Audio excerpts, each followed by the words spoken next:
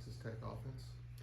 I don't know, Pesky, explosive is probably a better word. I mean, they do a really good job pushing the ball down the field. They have a good run game complement, I think, with it. You got playmakers all over the place. I think they do a great job creatively with the things that they do. They're a really good offensive football team. Looks like they do a lot of RPO, zone read. Yeah, they do a lot of things to get the ball in the quarterback's hands quickly and get the ball to guys in space, and I think that's kind of the MO. And then they complement that with a lot of down the field shots. So it's not like you're going to be able to sit on a whole bunch of things. You got to be kind of ready for everything. Were you guys very far out of your run fits last week? Early in the game, no. Late in the game, I would say not very far off. I think we had a couple of things where a guy might have gotten cut out of a gap and we didn't make it right. There were a couple of times when maybe we were in some suboptimal calls where we maybe were a little shorter in there than we wanted to be. No, I think some of those things that happened to us last week are easily correctable. Can you describe how fun it is, or maybe how big of a challenge it is for you to go against an offense that's predicated on running the ball like Oklahoma 1 week and then switch to an air raids game like I wish we'd go against somebody that wasn't very good once in a while.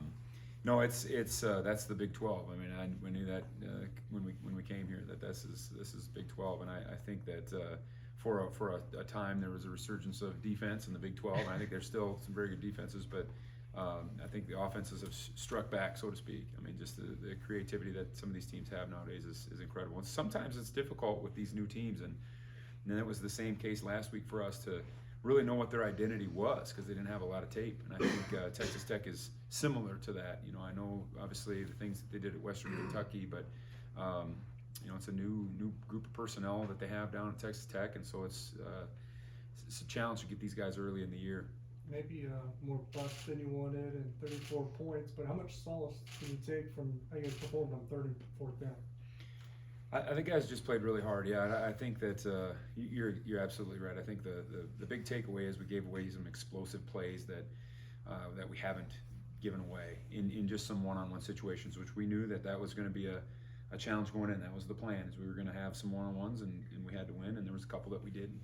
And then they had a really 2 series at the end of the game where we were very conservative with a lead that we just kind of allowed them to get plays down the field. I won't say allowed them, but again, the guys just played their hearts out, and if we play with that kind of energy and intensity, I think we're gonna be hard to beat. OU likes to root. Obviously, OU likes to go really fast. They went really fast against you guys. Texas Tech likes to go fast. They ran over 100 plays against Texas. Is there any kind of advantage after going fast against Oklahoma and then now you turn around and play a team like Tech who likes to go fast? You bet. It helps. It helps to do that a couple weeks in a row. I think that we were prepared last week for Mach 1, and we got it at times. And I don't think there were any snaps where our guys weren't aligned, which was a huge key to the game for us. We thought if we got our feet in the ground and got aligned, we'd have a chance. And we've kind of continued that prep into this week. 109 plays or whatever it was against Texas, 106 against Houston. Those are big numbers. What are the main things you stress with the defense after a week when you do give up more passing yards than you wanted? Just technique. I think we had some technique errors that probably cost us. I think we had some early in the game. I think we had some communication errors that we got rectified as things went on. But it's just fundamental football. I mean, I don't think there's anything earth-shattering to. I mean, you can point at every play and say this is what happened, this is what happened, this is what happened. It's not like we don't have a rationale or answers or things happen throughout the course of a game. Sometimes a guy does make a mistake, and we're just trying to work as best we can to prevent those before they happen. I think Coach Klanderman hinted at it, but you expect a lot of plays on defense. Does that mean more snaps possibly for someone like Uso Samwala, who's kind of coming along for you? Yeah. I think across the board, I think that Uso had a he's developing so much better each week. I mean, he is maybe one of the more talented people we really have. I mean, he's something special. It's hard to take Eli Huggins off the field, but yeah, he'll have to be in the rotation. We're gonna have a deeper rotation at defensive end. We're hoping Nate Matlack can give us some snaps this week. We're gonna have a deeper rotation at linebacker everywhere, And I think we're okay with that. I think that that's kind of the way that we practice. We distribute our reps in practice fairly evenly between the ones and the twos. So it's not like these younger guys or these other guys are not getting some of the reps or don't understand the principles. They just haven't done it as much in games. And so, yeah, there could be a lot of faces out there that you potentially could see. Coach, you guys played substitution chess a little bit against Oklahoma. When you have a team that goes fast like Texas Tech, is there a coach that's designated to watch for those substitutions, or just kind of walk us through that process? Yeah, we do. I mean, that's within the rules of, if they sub, they give us an opportunity to sub. And so we try to do that to, sometimes we just need to get people off, and then other times we do that to try to, maybe we're trying to match their personnel. It's not always a gadget when we do it. And then, but we're not trying to be unethical with that stuff. I mean, we do it, and we're obviously in tune to when they sub. Coach, you played a ton of guys in this game, and some young guys got really competitive snaps. They lost some battles, and you won the game. I mean, is there anything that can replace that? That's awesome. I mean, I'm looking at the last two series of the game, and VJ Payne played almost every snap as a true freshman, and Omar Daniels was playing significantly, and that's a valuable experience in that environment to get those guys off and running. Do you continue to see progress from the back end of the defense, and how has that manifested itself? We are, yeah. I think Kobe Savage is getting so much more comfortable. Josh Hayes. I mean, people forget those guys are really 4 games into what they do. They play with the speed of older guys, but they're really just still learning. And so the more Josh Hayes has never even played safety until earlier this year. So it's just every week we're getting stronger, we're getting better, and that's just it's galvanizing to have some ups and downs and still get a victory. You briefly touched on it there about Kobe and the success he's had. Has his success early this season surprised you at all? No, because of how he goes about his business. I mean, he's just always doing extra, always trying to perfect his craft. Doesn't surprise me at all. It's just his personality.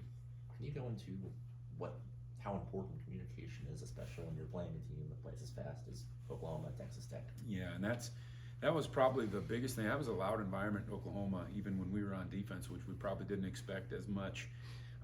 So we had some issues, like I said early, getting things all the way around, and it's no different here. I mean, when we're here, it's loud, and it's so we practice with noise most of the time throughout the week. Wednesday and Thursday, we do that stuff with crowd noise so that we're emphasizing some of the nonverbal things that need to happen. But yeah, if we're not on the same page, we're gonna be in big trouble. What does Texas Tech do best when they're throwing the ball? I think because they have such big receivers, they create some matchups down the field that they draw a lot of pass interference penalties. They on some 50-50 balls because of those guys are so physical at the top of their routes. I think that because they are able to stress you vertically. Another thing that really scares you is quarterback scramble. With Donovan Smith, and I think that he is as dangerous doing that stuff as he is throwing the ball. Knowing that Texas more Tech here. likes to go for it on 4th down a lot, does that kind of play into your mindset at all throughout the game? That's the way college football is now. The Texas Tech is not alone in that. I think there's a lot of teams that are doing that where, it certainly plays into how you play 3rd down. Sometimes 3rd downs and 5s are rundowns. They're base downs. And then sometimes, 3rd down and 1s are shot downs, and it's just a different kind of mentality that you have to have with 3rd down. What kind of difference maker has Eli Huggins been? Unbelievable, and the things that you don't maybe see on the stat sheet of him just battling in there, and it's his leadership and the things that he does that way. But Oklahoma early in the game, the very first series, I think their plan, they did a great job, Oklahoma, of climbing people up to the 2nd level and getting on backers and that stuff, as good maybe as I've ever seen. And I thought they found out pretty quickly that you're not going to be able to do that when Eli's in there and leave him alone on a center, and just the fact that nobody's able to single block that guy allows us to do so much more. All right, thanks. Thank you.